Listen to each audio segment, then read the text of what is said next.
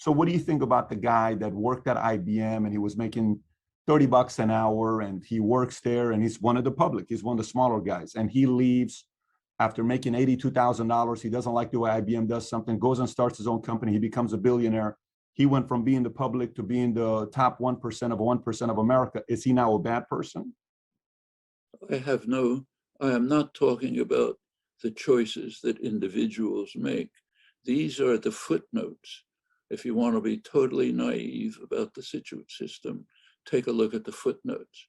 If you want to pay attention to the things that matter, take a look at the major institutional factors, okay? We have a high concentration of economic power, has enormous influence over the state. We have institutions based on a conception that classical liberals would have despised, namely subordinating yourself to a master in most of your waking life. Those are the fundamental principles on which the economy is based, okay? I don't care about what some guy in IBM decides to do with his life. That's for him to decide.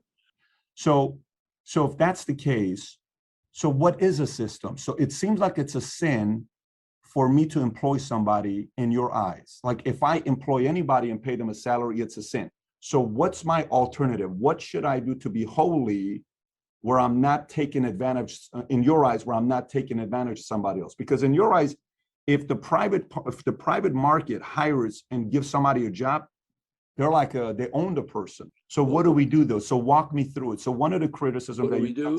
What do we do? Yeah, exactly what John Stuart Mill talked about, what Abraham Lincoln talked about, what all classical liberals talked about before it was destroyed.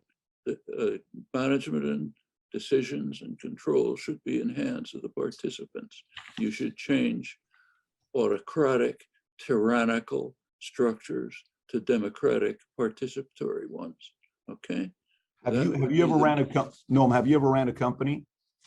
Have I ever run a company? Okay. On the company side, to say have the people who created it run it. The people who created it don't run it. They turn it over to managers who run it. They may make some contribution, or they may just go somewhere and live off the accumulated capital. But the fact is the matter, and the question is of the people who manage it, should they be appointed by a tyrannical authority, which is unaccountable, or should they be chosen by participation of the people who actually take part in and run the place? Should they be able to participate and control and decide how to manage and run it?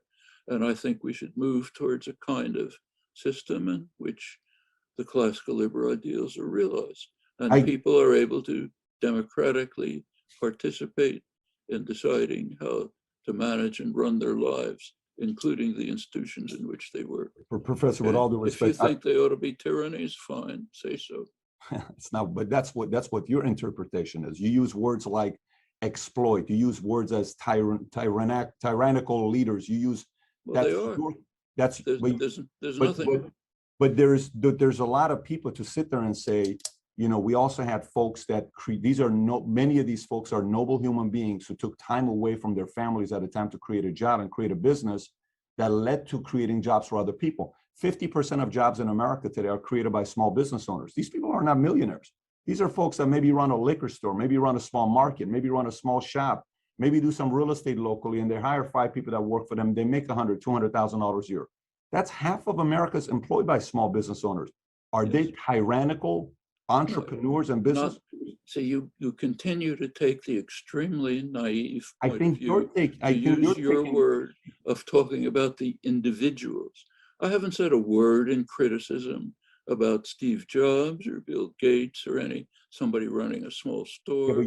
Is it impossible for you to break out of this looking at footnotes naively at the individuals and refusing to look at the institutions in which they function?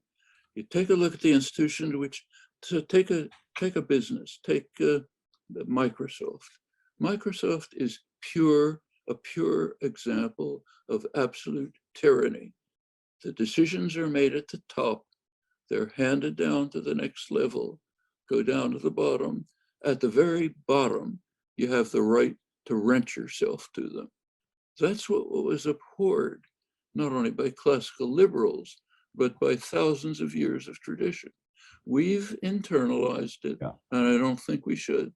I think these institutions should be run democratically by the people who participate in them. That's the issue. That's nothing to do with individuals. Maybe the guy who runs it is the nicest guy in the world. Fine. I'm talking about what the institution does. So let's take JP Morgan Chase, the world's biggest bank. Maybe the guy who writes it, who runs it, is the absolute nicest guy in the world. He is institutionally constrained to spend the money of JP Morgan Chase to destroy the prospects for human life on Earth.